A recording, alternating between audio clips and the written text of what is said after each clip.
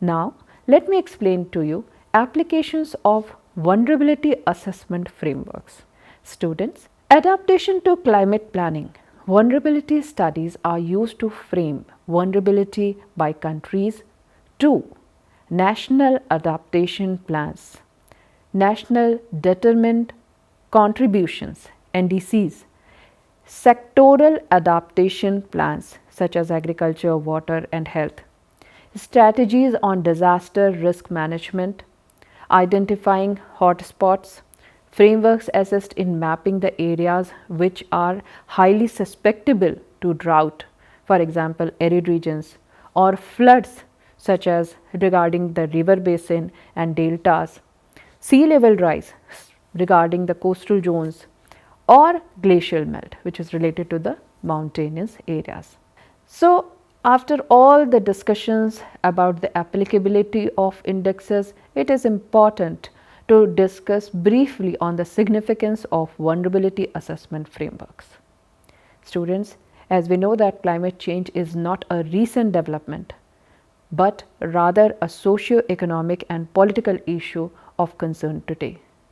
Vulnerability assessment models enable us to realize who is most at risk, why they are vulnerable, what factors intensify risk, how vulnerability vary over time, what are the ways to make resilience better. The paradigms created by IPCC and UNDP enable governments, researchers and communities to come up with scientifically and socially fair adaptation policies. They encourage evidence-based clinical decision making, total development planning, targeted interventions, incalculation of climate issues into daily governance, practitioners' issues with vulnerability assessment. Though there are useful, there are a number of issues also, such as data limitation. In most of the areas, there are no precise climatic and socio-economic statistics. The second one is climate models are not certain. Projections that are made in future are subject to uncertainty. The third is precariousness of the social C2, gender inequality, caste and political power, and some of the factors that are hard to measure. The fourth is changing character of vulnerability. The vulnerability varies with time because the importance of vulnerability assessment frameworks.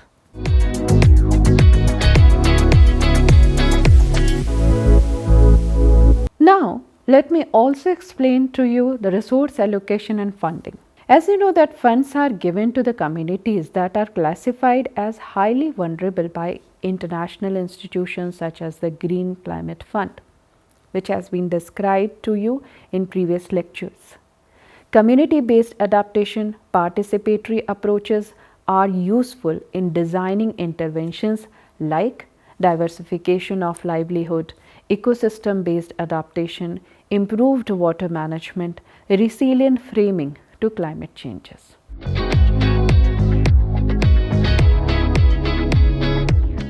Now, let us discuss about the context dependence. What is this? The outcome of the livelihood vulnerability index are determined by the regional settings. What can be an indicator in one area will be irrelevant in another. So, comparison between livelihood vulnerability index and other vulnerability assessment frameworks is also necessary.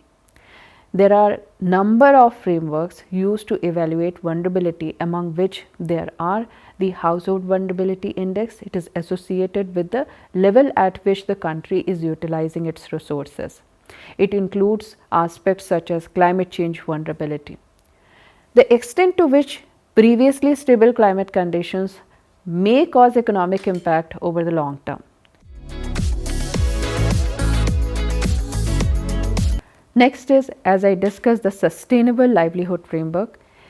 Livelihood vulnerability index stands out because it incorporates a variety of dimensions. It offers one composite score, it is user friendly, it is in line with SLF and IPCC models.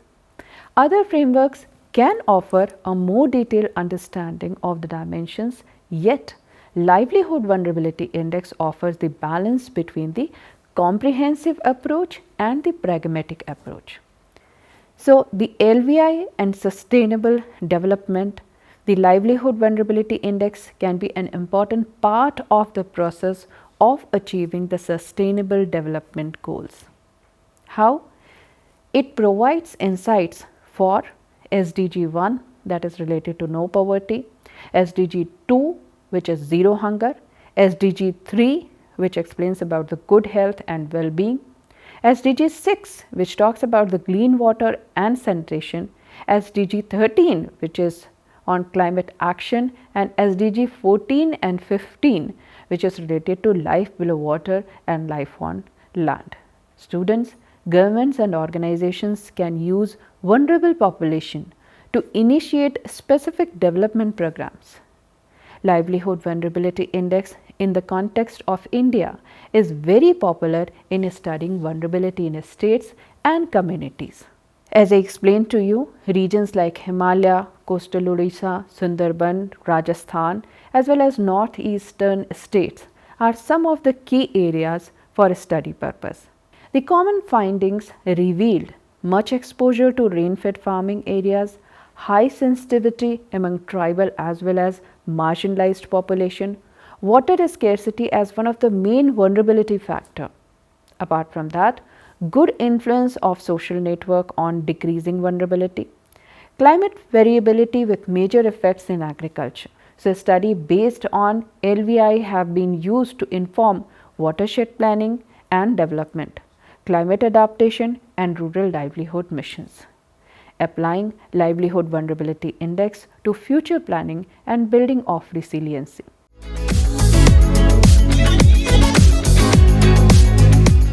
Summary. To summarize the entire lecture, the Livelihood Vulnerability Index is a flexible, potent and multifaceted instrument of explaining how communities, households and people find vulnerability amidst the evolving world. This is because with the ongoing form of livelihood systems due to climate change and environmental degradation, economic uncertainties and social inequalities, the relevance of proper vulnerability assessment is increasingly becoming a critical issue. Livelihood Vulnerability Index combines socio-economic, environmental and climatic aspects in order to give a clear and holistic image of vulnerability. Having a solid theoretical base, the practical organization and high generalizability has become a universally accepted structure of researcher, policymakers and development practitioners.